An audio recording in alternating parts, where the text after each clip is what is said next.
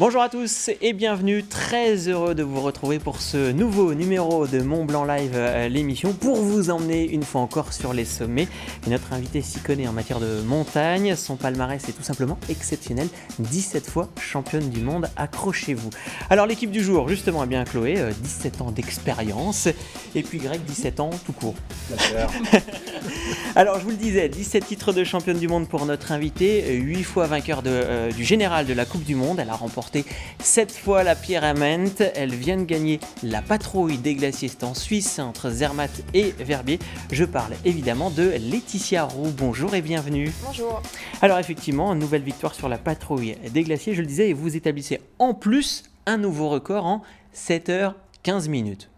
Bon, vous êtes forcément ravis, ça s'est très très bien passé. Oui, ça s'est super bien passé. Je ne pouvais pas rêver mieux pour finir la saison. Donc, un bel état d'esprit tout au long de la course. Et puis des conditions parfaites, c'était magique. Alors, c'est combien 7h15 minutes pour faire, rappelez-nous la distance, la dénivelée? Alors, cette année, c'était particulièrement long parce qu'on a chaussé les skis à Zermatt. Alors que d'habitude, on court un petit peu les skis sur le sac.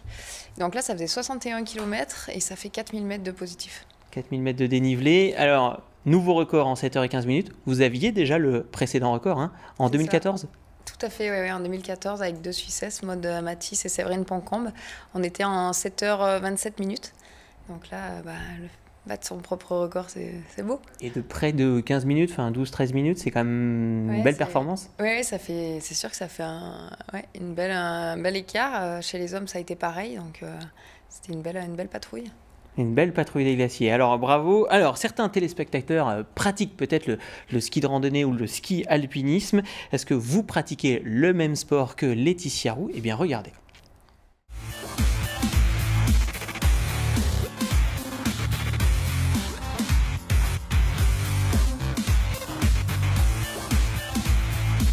Si à la base j'ai choisi le ski alpinisme, c'est parce que j'aime être en montagne, j'aime les sensations de vitesse, de glisse. J'aime la sensation du dépassement de soi à la montée aussi. C'est tout ça qui me plaît, donc si c'était que le côté sportif et que remporter une course, je crois que je serais peut-être pas sur les skis, quoi.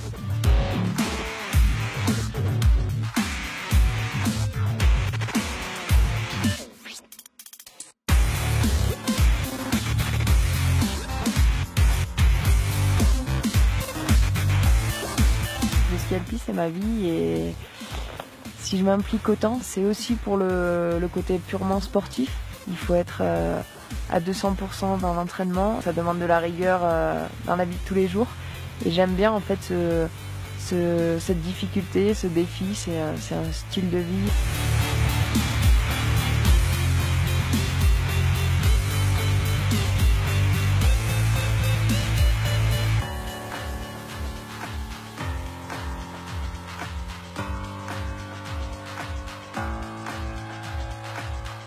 La beauté du ski alpinisme, c'est avant tout le milieu dans lequel on pratique.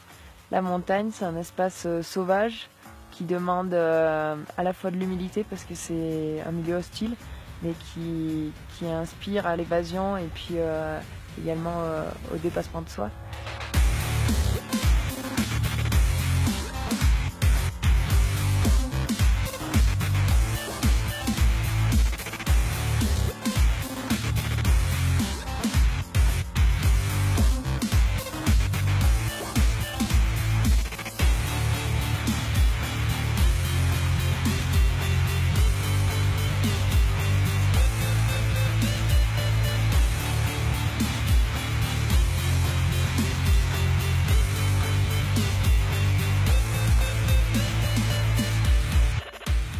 Laetitia Roux, alors vous pratiquez un sport finalement assez complet et particulier puisque c'est à la fois un sport individuel mais c'est aussi un sport collectif. Quand vous êtes sur la Pyramide ou vous êtes sur la patrouille des glaciers, vous êtes en équipe.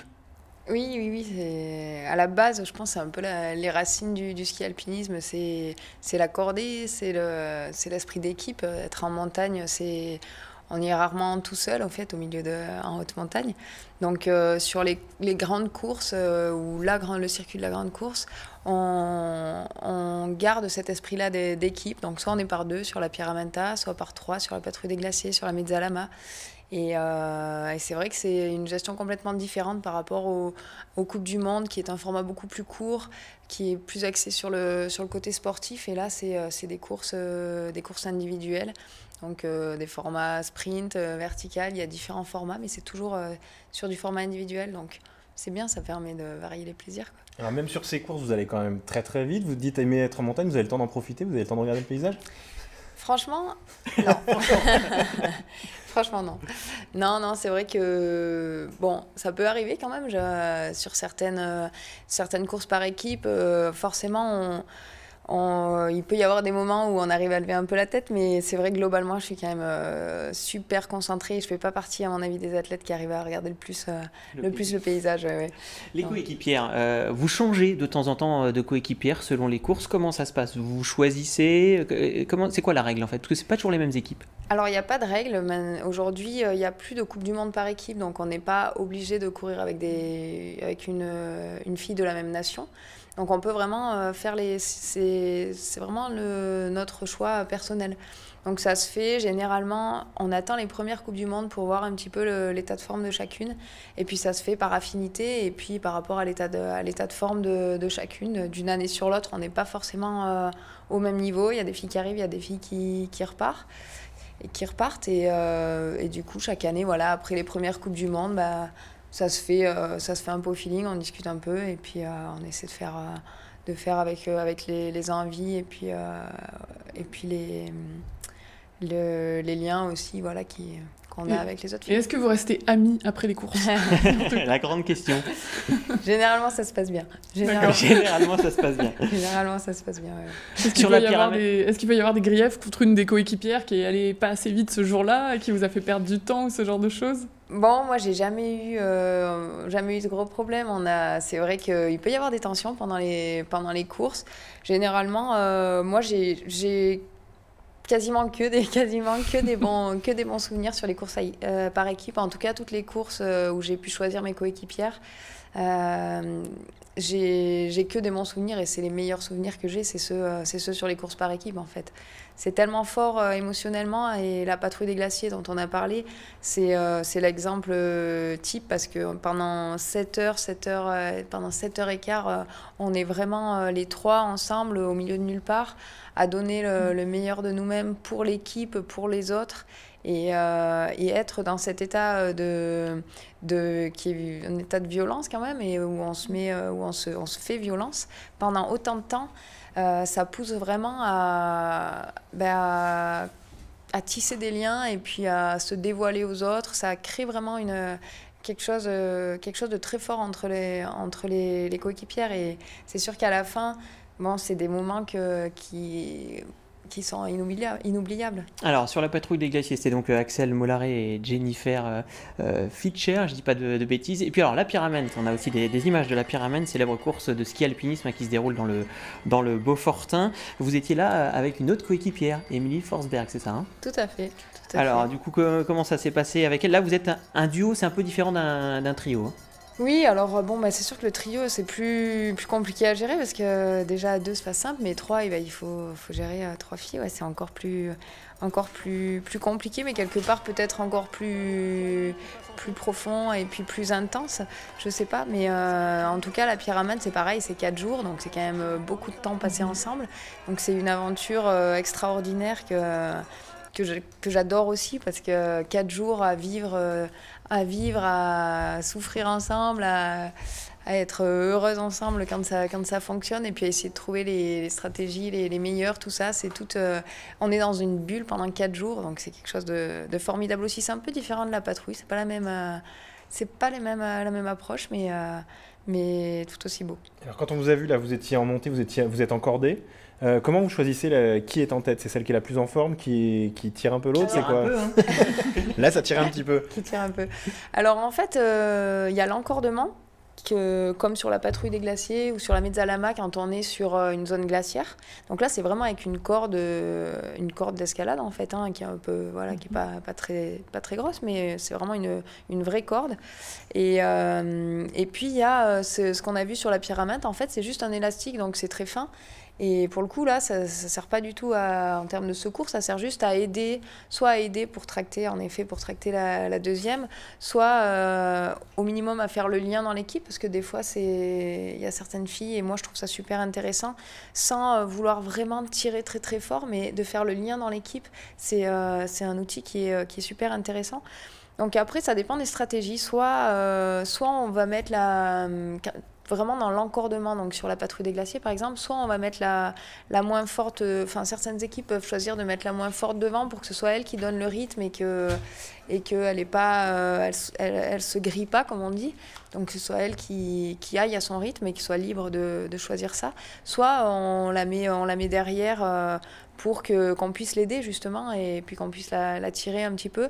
Ça dépend un peu des stratégies. Après, il faut aussi penser à la descente quand on est encordé. Donc, c'est vraiment du cas par cas. Alors là, vous parliez de limites et justement, vous avez de l'expérience depuis le temps que vous pratiquez.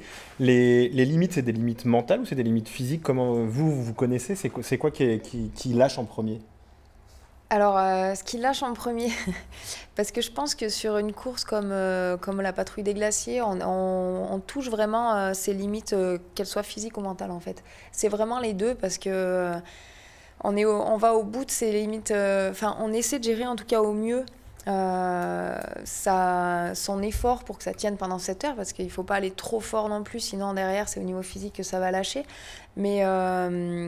Mais du coup, on est vraiment à une intensité qui est le plus élevée possible pour pouvoir tenir dans la durée.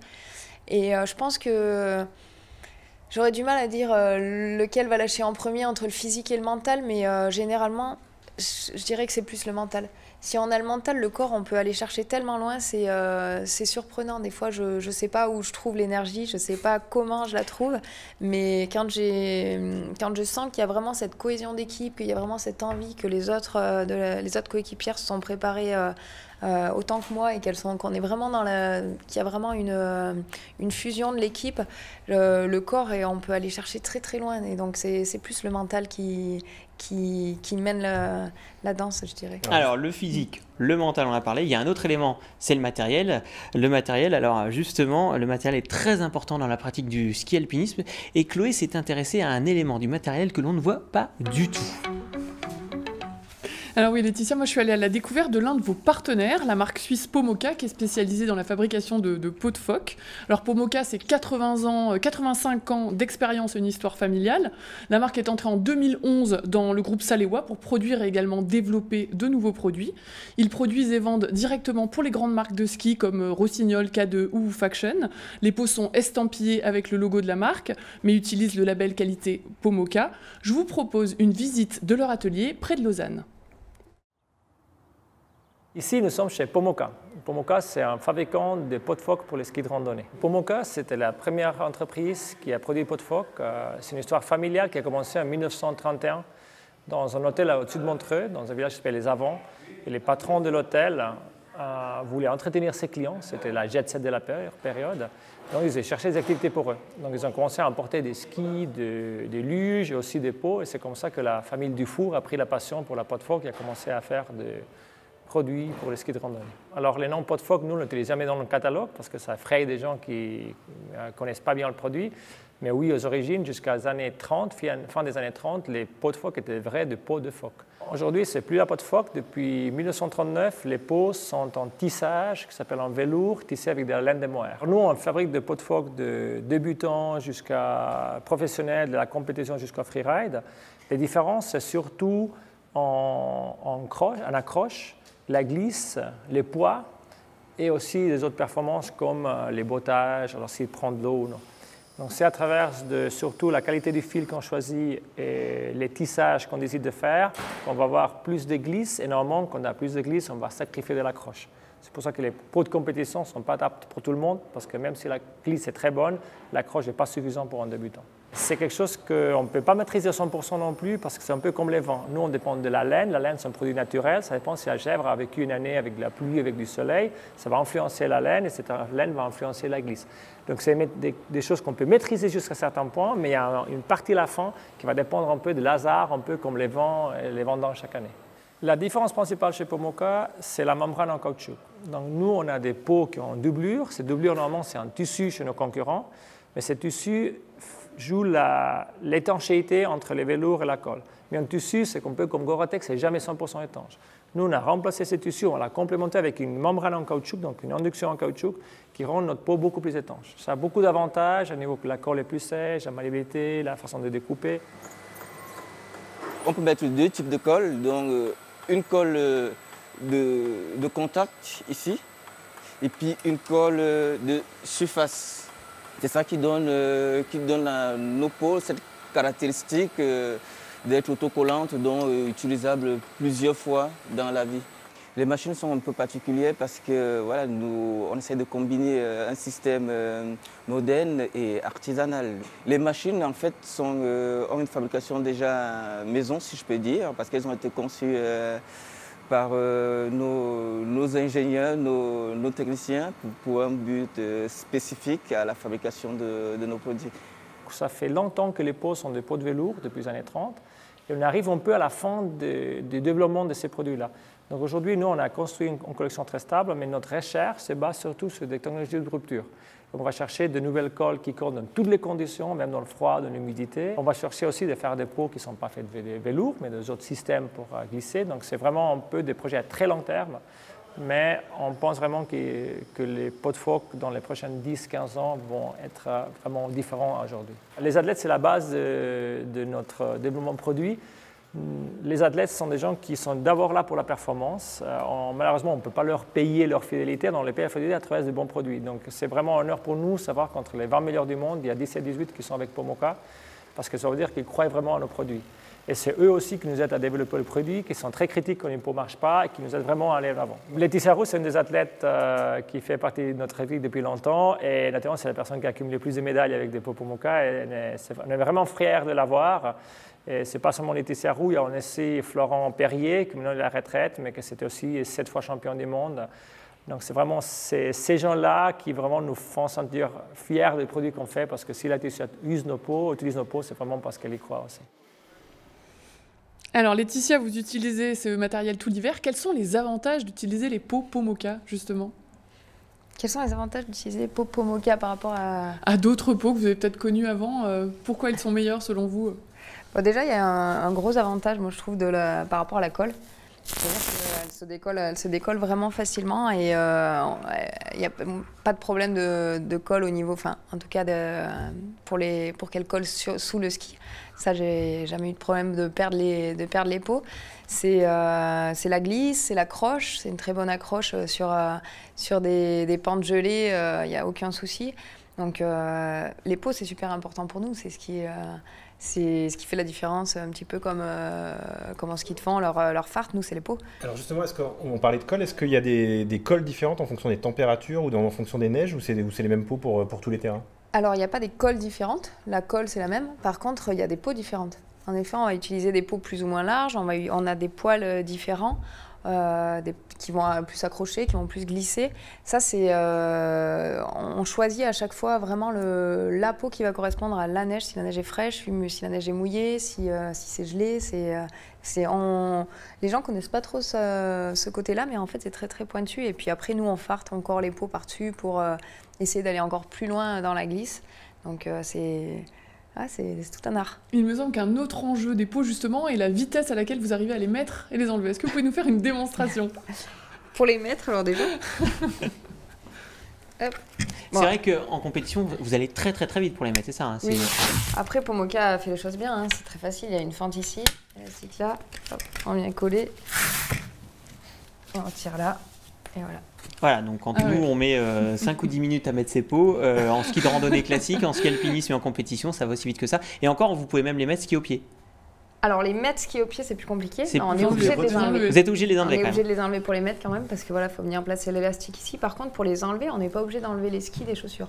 On va juste se pencher, attraper l'élastique qui est là et on va tirer un coup sec, hop, et c'est parti. Et c'est parti, et c'est réglé. Ça dure pas longtemps. Ouais, c'est très très technique. Vous entraînez spécifiquement à ça quand on démarre la compétition, non? Oui, bien sûr. Ouais. C'est des entraînements spécifiques. Oui, j'ai passé beaucoup d'heures à faire ça. Ce geste. Ça vient pas tout seul. Oui. J'ai commencé dans mon appart à Grenoble. Non, c'est des heures d'entraînement, c'est sûr. Ça fait entièrement, complètement partie de l'entraînement, les manips. Alors après les pots de phoque, eh bien un autre élément extrêmement important, les chaussures. Vous les avez sur la table, elles sont là. Laetitia Roux, qu'est-ce qu'elles vous apportent, les chaussures? Les chaussures, c'est, je pense, les pieds, les skis, c'est ce qu'il y a de plus important en fait en termes de poids. Déjà, parce que 1 kg au pied, on dit que c'est 8 kg sur le dos. Et donc Pierre, il fait les chaussures les plus légères au monde. On est au minimum du poids possible. Et puis c'est aussi de là que part le mouvement. Donc il faut pour avoir une fluidité, il faut avoir une bonne liberté de mouvement. Donc la chaussure, moi j'ai toujours, depuis le début, je suis avec cette chaussure. Et je pense que si je dois donner un conseil aujourd'hui à quelqu'un pour se faire plaisir en ski alpinisme, c'est choisir une chaussure qui est plus light et qui a une bonne liberté de mouvement. Donc c'est la pièce importante avec les skis. Vous êtes convaincu, en tout cas on a bien compris. Bon, oui. La saison de ski alpinisme touche à sa fin et déjà on pense au trail. Alors quand on pense au trail, eh bien on se tourne évidemment du côté de Greg. Oui, c'est un sujet qui va intéresser Laetitia parce qu'elle a quand même été championne du monde de skyrunning et de kilomètre vertical, je crois, 2009-2010, détentrice du record du monde de kilomètre vertical. Et vous courez plus, c'est ça? Vous avez arrêté? C'est plus le vélo maintenant? Oui, c'est ça. J'ai un peu changé d'activité. Ça, c'est vrai que c'était les grandes périodes où je faisais du trail à peu près. Mais maintenant, je cours juste pour l'entraînement, mais plus de compète. Alors l'équipe de France de trail, elle, prépare ces championnats du monde qui se dérouleront en Espagne. Et ils s'entraînent en ce moment dans le Cantal. Nous sommes allés les rencontrer.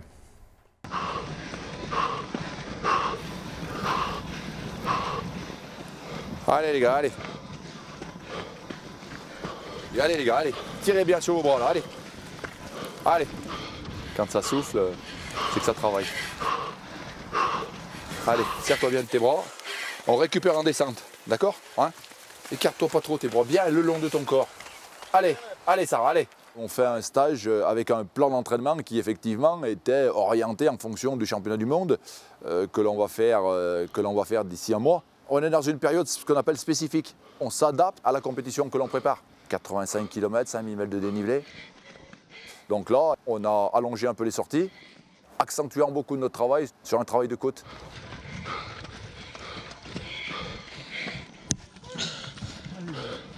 Chez les garçons, une équipe très très homogène. On a vraiment 6 coureurs qui sont d'un niveau assez semblable et ça c'est vraiment un plus.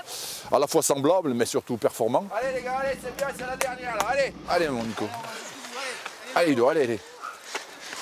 Allez Romain, lâche le pas là. Hein. Chez les filles, ouais, j'ai beaucoup de satisfaction. Je suis surpris dans le bon sens qu'elles soient à ce niveau-là.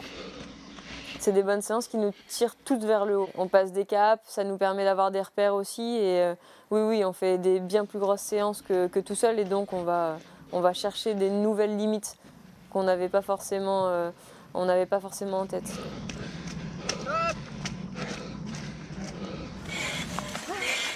Top! Bravo Lulu! Ah, elles se sont mis chiffons. Merci Lulu, sans toi je faisais pas ça. Bravo. Bravo. Oui, ça m'a fait beaucoup de bien. Ça m'a permis de gagner encore en confiance. Et là, il reste un mois. Aujourd'hui, il reste un mois pile. Donc, c'est la dernière ligne droite. On va encore faire un petit peu de volume et puis ensuite, on réduira. Voilà, je ne vais pas mettre la pression pour le moment. Il y en aura bien assez quand on arrivera à la dernière semaine. Je pense que ce sera la course la plus dure que j'aurai à courir. Ça, j'en suis convaincue. Voilà, j'ai juste envie de faire la course la plus aboutie possible. Et en faisant ça, le résultat sera à la hauteur de mes espérances. Bah, on verra bien, hein. De toute façon, courir en bleu, blanc, rouge comme à chaque fois, c'est ce qui mène et ce qui me motive sur les championnats du monde. Et la première fois que j'ai couru avec le maillot bleu, blanc, rouge, et on m'a pas dit allez Nathalie, on m'a dit allez la France. Et là, c'est vrai, je me suis regardée, je me suis dit bah oui, tu cours pas pour toi, tu cours parce que tu as le maillot bleu, blanc, rouge et tu cours pour la nation. Je dis bah oui, go, vas-y, quoi. T'as pas le droit de te ramollir et de te sentir fatigué. Faut tout donner, il faut aller au bout. Et du coup, c'est toujours cette flamme qui m'anime à chaque fois que j'endosse la tenue, quoi. Plus belle des récompenses qu'ils peuvent nous apporter, c'est que lorsqu'ils reviennent d'Espagne, ils aient des médailles autour du cou, quoi. C'est quand même, on travaille que pour ça, quoi. Alors chez les filles, l'équipe de France est tenante du titre, elle n'a jamais perdu le titre. Il y a eu 3 médailles l'année dernière et chez les garçons, il y a déjà eu 2 titres. Donc là, on voit qu'ils sont quand même super affûtés. Dans le trail, Laetitia, il y a des courses qui vous font rêver ou qui vous ont fait rêver, parce que maintenant vous êtes passé un peu plutôt au vélo. En fait, les courses qui m'ont fait rêver, je les ai faites. C'était entre autres Girdimont. Girdimont, ça fait partie des grosses sky race qui font vraiment vibrer. Et en effet, c'était en 2010, là, je gagne Girdimont. Chez les hommes, je me rappelle, c'était Kylian.